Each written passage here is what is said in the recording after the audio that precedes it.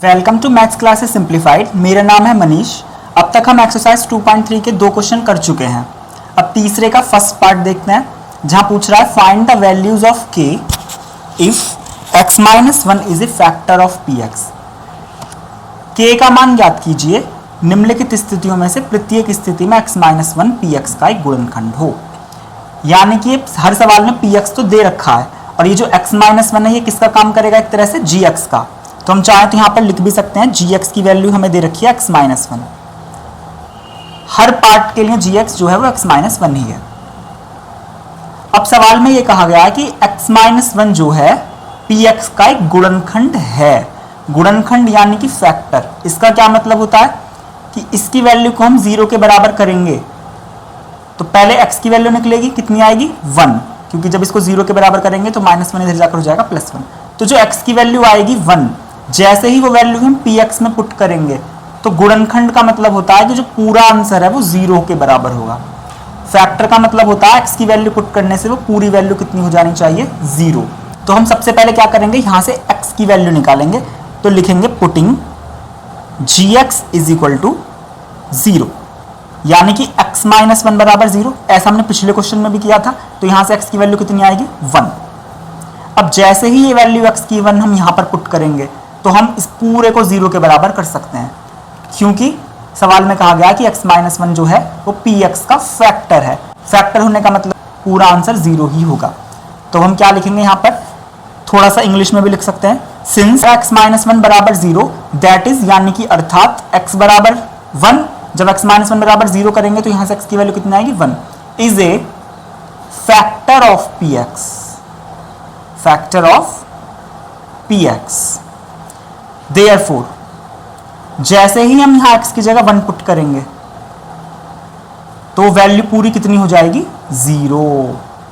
तो हम क्या करेंगे, अपने इस पॉलिनोमियल में जहां जहां भी x आ रहा है वहां 1 पुट करेंगे तो वहां से हमारी p1 की वैल्यू निकल जाएगी। तो हम यहां पर x स्क्वायर है तो हम लिखेंगे 1 का स्क्वायर प्लस x की जगह लिखेंगे 1 और k, लेकिन k ही रहेगा और पूरी वैल्यू 0 होगी। इसको सॉल्व करेंगे, यहां से k निकल जाएगा। तो 1 का स्क्वायर होगा 1 प्लस k बराबर 0। 1 और 1 होंगे 2 प्लस k बराबर 0। प्लस का 2 उधर जाकर होगा माइनस का 2, तो k की वैल्यू कितनी आएगी माइनस का 2। इस तरीके से हम अपने सारे क्वेश्चन करेंगे। ऐसे यहां पर लिखेंगे gx बराबर 0 रखने पर, तो जैसे ही हम x माइनस 1 बराबर 0 रखेंगे तो x की वैल्यू तो 1 ही आनी है हर सवाल में। फिर हम एक लाइन लिख सकते हैं, चूंकि x माइनस 1 बराबर 0 अर्थात x बराबर 1 कॉमा लगाकर लिखेंगे px का एक गुणनखंड है। गुणनखंड है, इसलिए हम क्या कर सकते हैं, जो x की जगह जैसे ही 1 रखेंगे, क्योंकि x की वैल्यू 1 आई है यानी कि p1, तो पूरी वैल्यू 0 हो जाएगी। गुणनखंड होने का मतलब है पूरा जो वैल्यू है उसकी p1 की वो 0 होगी। तो जहां जहां x है वहां हम 1 पुट कर देते हैं तो हो जाएगा 2 इंटू 1 का square plus k into 1 plus √2 और बराबर में बस हमें 0 कर देना है। इसको सॉल्व कर लेंगे। 2 1 की पावर 2 का मतलब 1 ही होता है, प्लस k की 1 में मल्टीप्लाई करेंगे तो k ही आने वाला है प्लस √2 और बराबर 0। ये 2 1 2 ही होंगे, प्लस k प्लस √2 और बराबर 0। अब हम क्या करेंगे, k की वैल्यू निकालने के लिए इन दोनों को उधर भेज देंगे। तो प्लस का 2 उधर जाकर हो जाएगा माइनस का 2 और प्लस का √2 भी उधर जाकर हो जाएगा माइनस का √2। यही k की वैल्यू है। ज्यादा से ज्यादा हम इसमें से माइनस कॉमन ले सकते हैं, तो जब दोनों माइनस बाहर जाएंगे तो दोनों के चिन्ह बदल जाएंगे, तो हो जाएगा 2 प्लस √2। तो k की वैल्यू आएगी माइनस ब्रैकेट में 2 प्लस √2। हम चाहें तो यहां भी छोड़ सकते हैं, इसमें ऐसा कुछ नहीं है। इस तरीके से हमारे फर्स्ट और सेकंड पार्ट हो गया। अब देखते हैं थर्ड और फोर्थ। थर्ड फोर्थ में भी हम ऐसे ही करने वाले हैं। हम लिखेंगे पुटिंग gx बराबर 0 और gx की वैल्यू है x माइनस 1, तो यहां से x की वैल्यू कितनी आएगी 1। वही हम लाइन लिख सकते हैं, सिंस x माइनस 1 बराबर 0 दैट इज x बराबर 1 is a factor of px। Therefore p1 बराबर हो जाएगा 0। जहां जहां x है वहां 1 पुट करेंगे बस और 0 के बराबर कर देंगे। तो k into 1 square minus √2 into 1 plus 1 बराबर 0। इसकी मल्टीप्लाई करके फिर से k ही आने वाला है और ये माइनस का √2 और ये प्लस का 1 और बराबर 0। तो ये माइनस का √2 इधर जाकर हो जाएगा प्लस का √2 और प्लस का 1 हो जाएगा माइनस का 1, तो k की वैल्यू कितनी आएगी √2 - 1। तो थर्ड पार्ट में k की वैल्यू निकल गई। अब देखते हैं फोर्थ पार्ट को। तो फोर्थ पार्ट में भी हम लिखेंगे gx बराबर 0 रखने पर, तो x - 1 बराबर 0 होगा, तो x की वैल्यू कितनी आएगी 1। फिर से लिखेंगे सिंस x - 1 बराबर 0 अर्थात x बराबर 1, px का एक गुणनखंड है, px का एक गुणनखंड है, इसलिए p1 बराबर कितना होगा 0। तो जहां जहां से वहां हम 1 पुट कर देंगे तो हो जाएगा k × 1² - 3 × 1 + k बराबर 0। k की 1 में मल्टीप्लाई करेंगे k ही रहेगा, -3 × 1 = 3 और प्लस k बराबर 0। -3 को तो हम उधर भेज देंगे, +3 हो जाएगा, यहाँ बचेगा बस k + k और बराबर हो जाएगा, इधर हो जाएगा -3 हो जाएगा +3। k और k को ऐड करेंगे तो हो जाएगा 2k। गलती से k की पावर 2 नहीं कर देंगे, जो पावर होती है वो मल्टीप्लाई में होती है, k की k में मल्टीप्लाई करते तो k² करते।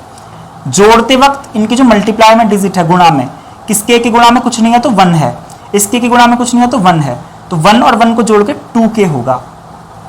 अभी 2 मल्टीप्लाई में है तो ये जाएगा डिवाइड में, तो यहां से k की वैल्यू आएगी 3/2। तो इस तरीके से हमने चारों पार्ट कर लिए हैं। क्वेश्चन नंबर 4 है गुणनखंड यानी कि फैक्टराइज, जो कि 8वीं क्लास में भी आ जाता है, लेकिन बच्चों को इसमें बहुत कंफ्यूजन रहती है। और फैक्टर यानी कि गुणनखंड आना बहुत ज़रूरी है, क्योंकि ये किसी भी सवाल के बीच में आ जाता है। इसीलिए आज हम गुणनखंड करने का बड़ा ही आसान तरीका सीखने वाले हैं, तो ज़रूर ध्यान से देखिएगा, एक एक चीज़ समझ में आएगी। बस कुछ स्टेप याद रखने हैं। जैसे पहले स्टेप में हम क्या करते हैं, सबसे पहले स्टेप में हम लास्ट वाली डिजिट देखते हैं, कितनी है 1, जिसमें x नहीं है, जो कांस्टेंट है। उसके बाद हम x² के मल्टीप्लाई में जो डिजिट होती है उसको देखते हैं, कितनी है 12। सबसे पहले स्टेप में बस 2 बातें देखनी होंगी। जैसे इस क्वेश्चन में लास्ट वाले डिजिट क्या है 3 और x² के मल्टीप्लाई में क्या है 2। अब इन दोनों का क्या करना है, इन दोनों की हम करने वाले हैं मल्टीप्लाई। तो 12 की मल्टीप्लाई जब हम 1 में करेंगे तो कितना आएगा 12। सेम इधर 2 की मल्टीप्लाई जब हम 3 में करेंगे तो कितना आएगा 6। तो अब हमें क्या करना है, इस 12 के ऐसे 2 टुकड़े करने हैं, 2 टुकड़े करने हैं 12 के, कि ये वाला साइन देखते हैं इधर का, बाद वाला, इस वाले को नहीं, इस वाले को देखेंगे कि प्लस करके कितना लाएं, x के मल्टीप्लाई में जो है क्या है 7।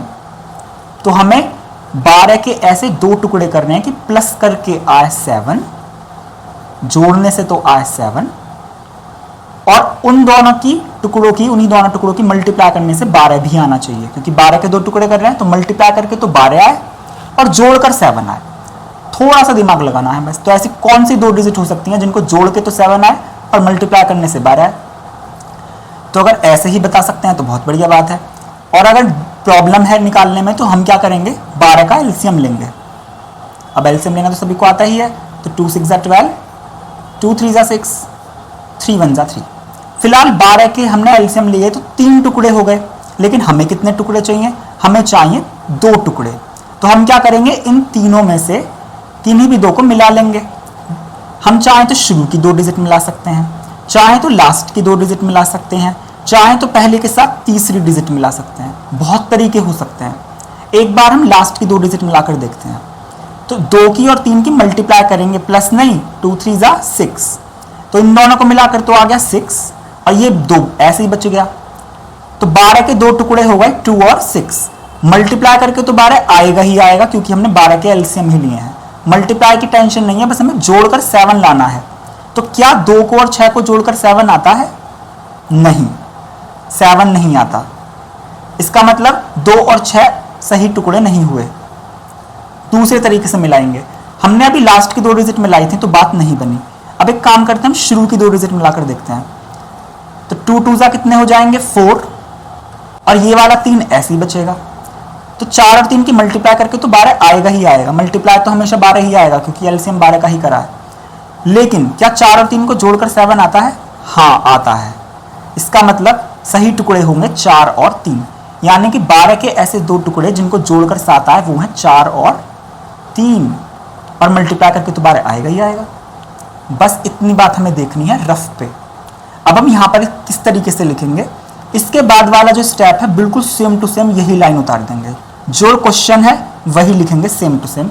12x², 12x² के नीचे 12x² लिखा, माइनस के नीचे माइनस लिखा, x के नीचे x लिखा, +1 के नीचे +1 लिखा। बस मैंने अभी 7 नहीं लिखा, ये वाली टर्म नहीं लिखी है। क्यों? क्योंकि 7 की जगह हम क्या लिखने वाले हैं, 4 + 3, और इसको हम ब्रैकेट में लिख सकते हैं। अब आप खुद सोचिए, क्या 7 को हम 4 + 3 नहीं लिख सकते? लिख सकते हैं, क्योंकि इसका मतलब बिल्कुल 7 ही है। और याद रहे ब्रैकेट में लिखना है, बिना ब्रैकेट के नहीं लिखेंगे, क्योंकि ये माइनस गड़बड़ कर देता है। इसीलिए हम 7 की वैल्यू जो भी है ब्रैकेट में लिखेंगे, कितनी है, 4 + 3। तो जो हमारा क्वेश्चन था 12x² - 7x + 1, उसको हम बड़े आराम से ये लिख सकते हैं, 12x² - 7 की जगह 4 + 3 ब्रैकेट में इंटू x + 1। इतना काम करने के बाद अब हमें बस इस x की मल्टीप्लाई एक बार इसके साथ करनी है और एक बार इस x की मल्टीप्लाई इसके साथ करनी है, क्योंकि इसके बीच में मल्टीप्लाई का ही निशान है यहाँ पर। तो बस x की दोनों में मल्टीप्लाई करेंगे तो हो जाएगा 12x² माइनस ये हो जाएगा 4x। बस एक छोटी सी बात ध्यान रखनी है, हमेशा जब भी ब्रैकेट के बाहर माइनस होता है वो इस साइन को चेंज कर देता है, तो ये माइनस और प्लस माइनस जरूर करने हैं।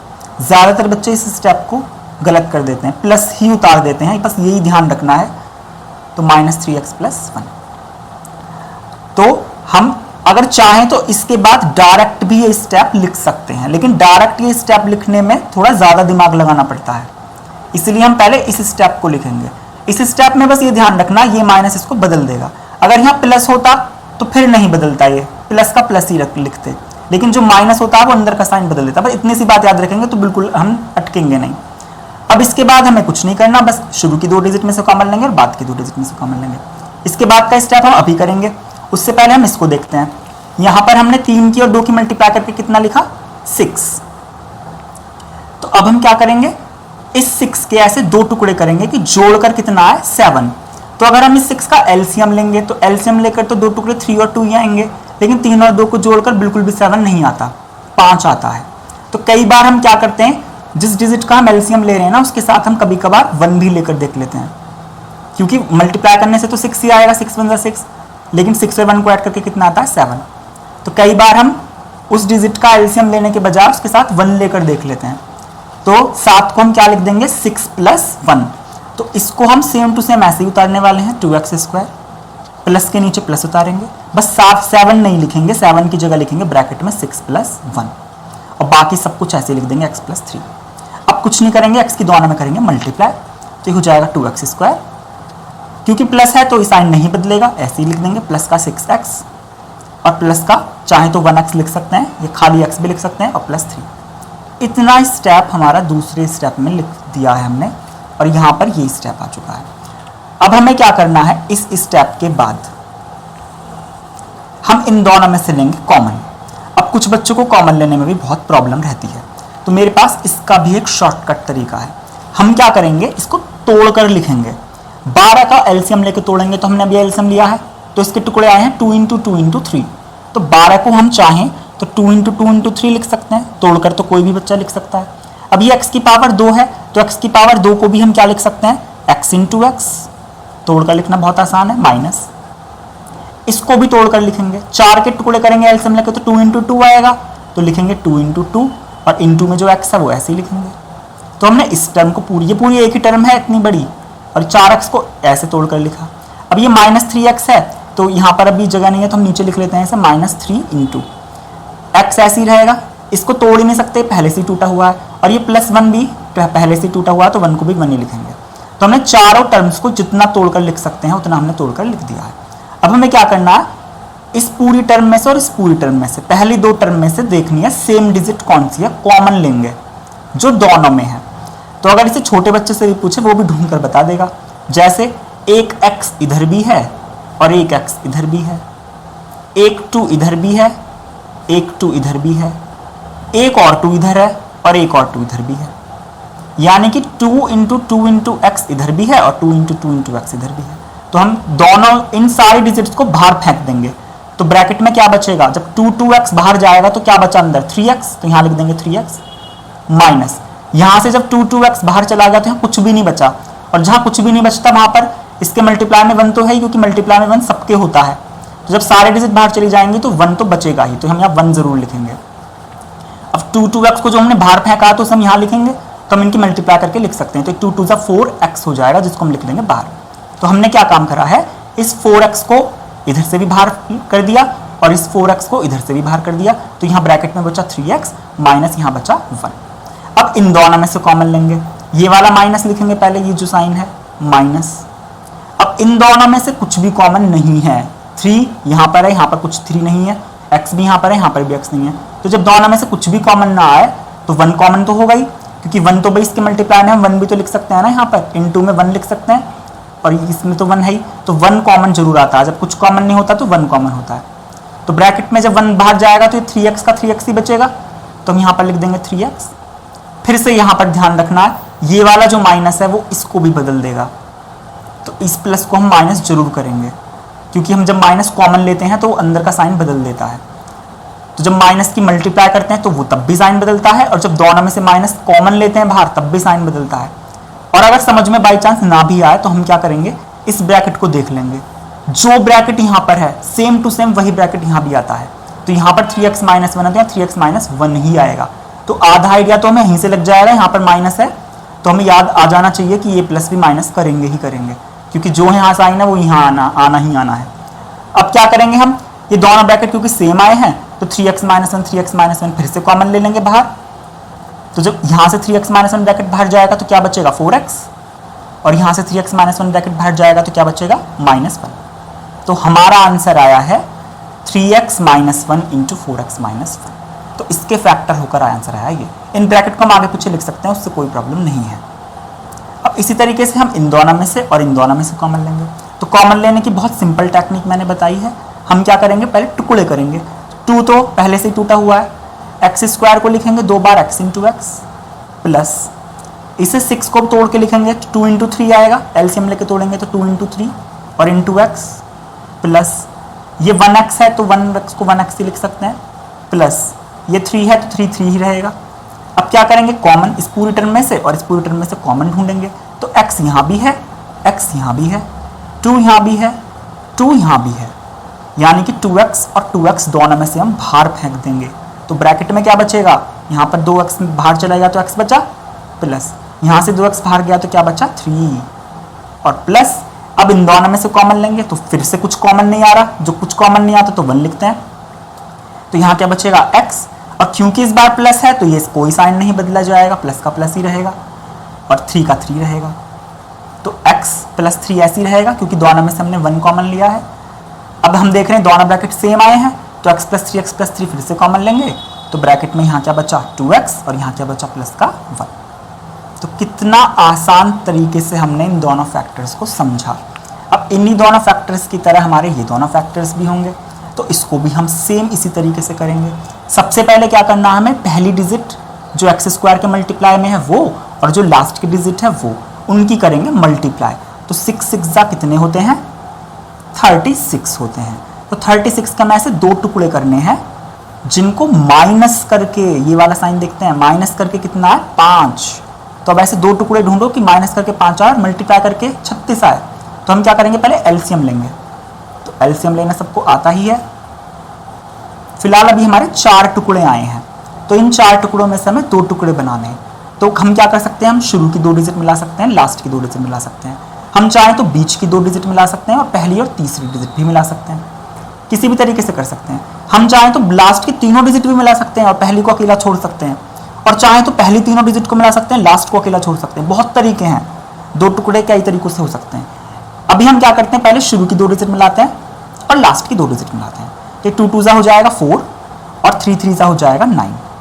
क्या 9 और 4 को माइनस करते वक्त बड़ी डिजिट पहले लिखनी चाहिए, इसलिए मैंने 9 पहले लिखा, 4 बाद में। 4 पहले 9 बाद में नहीं लिखते, माइनस करते वक्त हमेशा बड़ी डिजिट पहले लिखेंगे, छोटी डिजिट बाद में। क्या 9 और 4 को माइनस करके आता है 5? हाँ बिल्कुल आता है, क्योंकि हमें माइनस करके इस बार जोड़कर नहीं घटाकर 5 लाना है। तो हमने देखा 9 और 4 को घटाकर 5 आता है, और मल्टीप्लाई करके तो 36 आएगा ही आएगा। तो 36 के 2 टुकड़े हुए 9 और 4। अब हम क्या करेंगे, इस पूरे क्वेश्चन को सेम टू सेम उतारेंगे। 6x² के नीचे 6x² प्लस के नीचे प्लस, 5 नहीं लिखना, 5 की जगह ब्रैकेट में लिखेंगे 9 - 4, क्योंकि 9 - 4 5 ही होते हैं। x ऐसे ही लिखेंगे और -6 भी ऐसे ही लिखेंगे।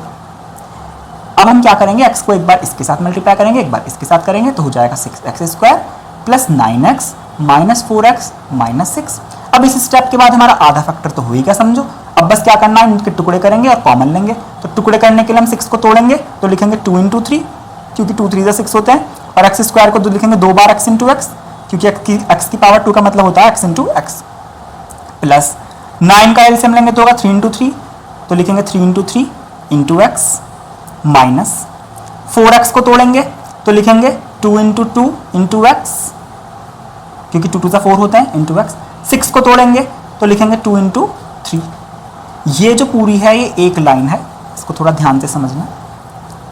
ये रफ काम साइड में मैंने इसलिए किया है क्योंकि तभी समझ में आएगा। ये रफ काम हम दूसरे पेज पर भी कर सकते हैं। फिलहाल हमने इसको तोड़ा, इसको तोड़ा, इसको तोड़ा और इसको सबको तोड़ दिया है। अब क्या करेंगे, हम इस पूरी टर्म में से और इस पूरी टर्म में से कॉमन लेंगे। तो इधर भी x मौजूद है, इधर भी x मौजूद है, इधर भी 3 मौजूद है, इधर भी 3 मौजूद है। बस 3x इधर भी है और 3x इधर भी है, तो हम 3x तो ले लेंगे कॉमन दोनों में से। तो ब्रैकेट के अंदर यहाँ क्या बचेगा, 2x, और प्लस यहाँ क्या बचेगा, जब 3x बाहर जाएगा तो सिर्फ 3 बचेगा। माइनस, ये माइनस बहुत खतरनाक है क्योंकि अंदर का साइन बदलता है, इसको लिखते वक्त तुरंत सावधान हो जाना चाहिए। अब इन दोनों में से कॉमन लेंगे तो ये वाला 2 और ये वाला 2 दोनों में से बाहर जाएगा, तो 2 को जब हम बाहर लेंगे तो यहाँ क्या बचेगा, 2x। और क्योंकि ये जो माइनस है इसको जरूर बदलेगा, और वैसे भी हमें यहाँ से आइडिया हो जाना चाहिए, अगर यहाँ प्लस है तो यहाँ प्लस ही होगा। और यहाँ क्या बचा, 3। तो हम देख रहे हैं दोनों ब्रैकेट सेम आ गए, 2x + 3, 2x + 3, तो कॉमन लेंगे।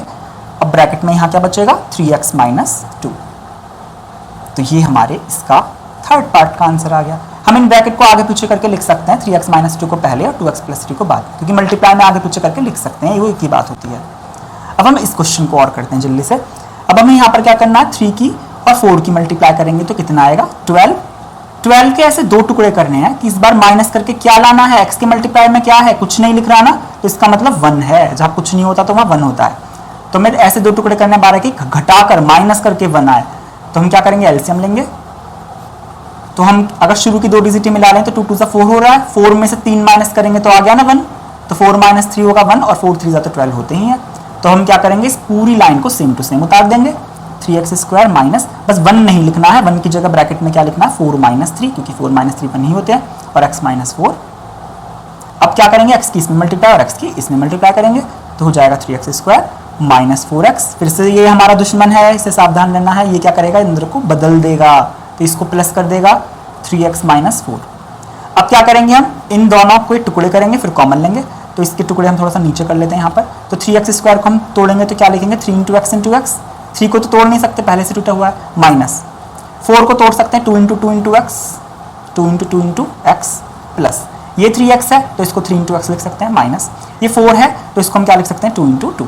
अब क्या करेंगे, हम इस पूरी टर्म में से और इस पूरी टर्म में से लेंगे कॉमन, तो x इधर भी है और x इधर भी है, सिर्फ x कॉमन है बस, और कुछ नहीं गया कॉमन। तो यहाँ क्या बचा, 3x माइनस यहाँ क्या बचा, 2 × 2 = 4, प्लस इन दोनों में से भी हम देख रहे हैं कुछ कॉमन नहीं है, और जहाँ कुछ कॉमन नहीं होता वहाँ 1 लिखते हैं कॉमन, तो यहाँ क्या बचेगा, 3x।